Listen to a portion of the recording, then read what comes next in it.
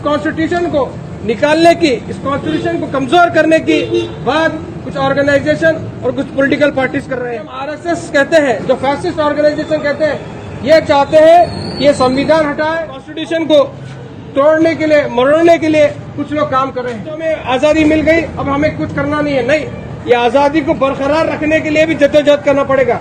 ये आजादी को बरकरार रखने के लिए, हमारे नस्लों को भी आजाद रखने के लिए भी हमें मेहनत करना पड़ेगा।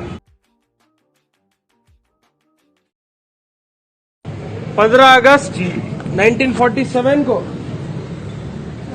देश आजाद हुआ। आजाद होने के बाद सबसे बड़ा सवाल आया कि ये देश को किस तरह से चलाए। जिस तरह से ब्रिटिशर्स चलाते थे उस तरह से चलाए, या उनसे पहले जो राजा महाराजा थे उस तरह से चलाए, क्या निजाम के रूल में चलाए, क्या नवाबों के, राजा रजवाड़ों के रूप में चलाए, क्या सिस्टम में चलाए ये आजाद देश को। ये सबसे बड़ा सवाल हमारे बुजुर्गों के सामने आया।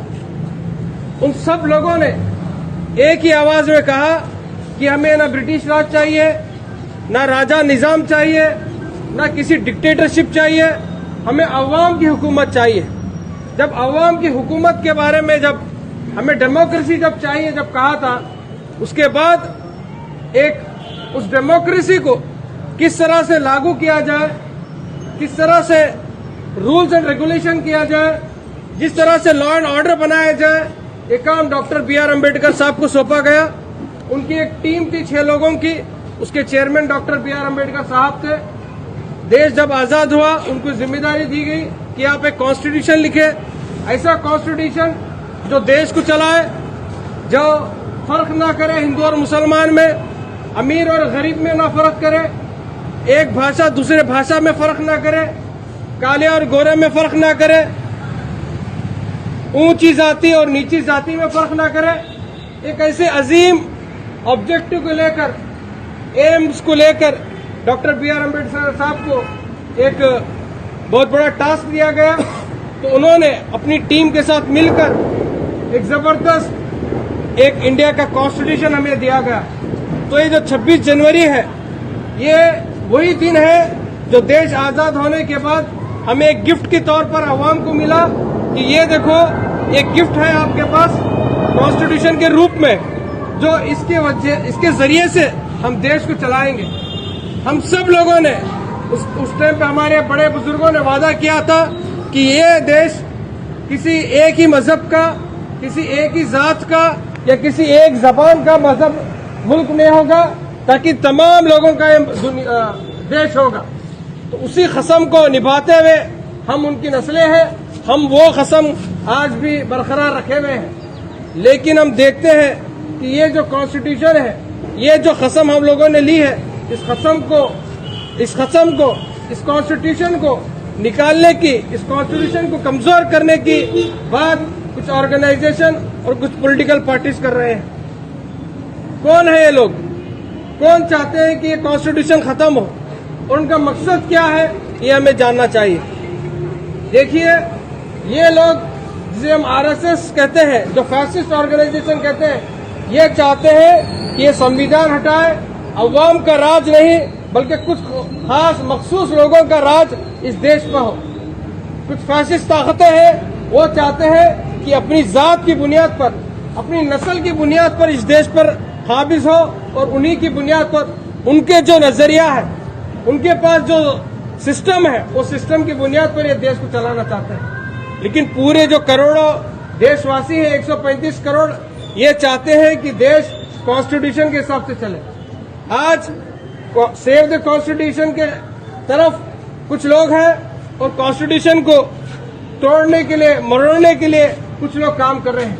आज का जो दिन है, हम सबको ये हम अज़म लेना है कि हम सेव कॉन्स्टिट्यूशन की तरफ जाना है।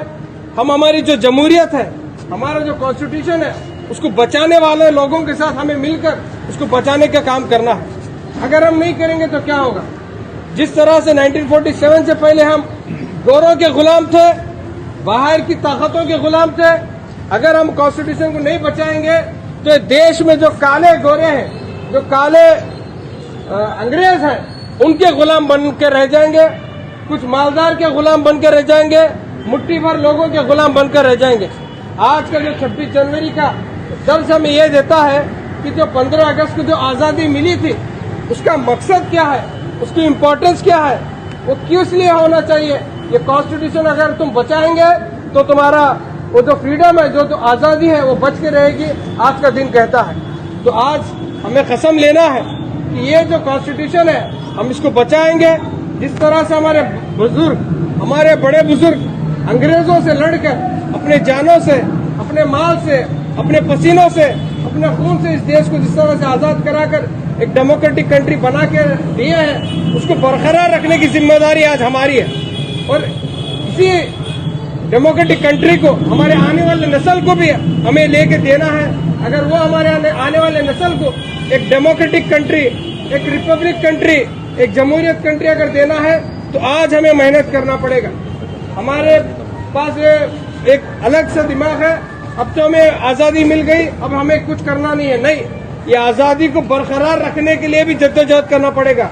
ये आज़ादी को बरकरार रखने के लिए, हमारे नस्लों को भी आज़ाद रखने के लिए भी हमें मेहनत करना पड़ेगा। तो आज जो दिन है, जो कॉन्स्टिट्यूशन जो हमें आज़ादी देता है हर वो चीज़ की, इसको बरकरार रखने के लिए जो मेहनत करना है, जो जद्दोजहद करना है, आज का जो दिन हमें कहता है। तो और एक मरतबा मैं आप सबको 73rd रिपब्लिक डे के सेलिब्रेशन में और एक मरतबा सबको मुबारकबाद देता हूँ। हमें सबको इस रिपब्लिक डे की अहमियत जानना है और इसकी अहमियत को जानकर हमारे घर वालों को, हमारे दोस्त अहबाब को इसकी अहमियत बताना है। शुक्रिया।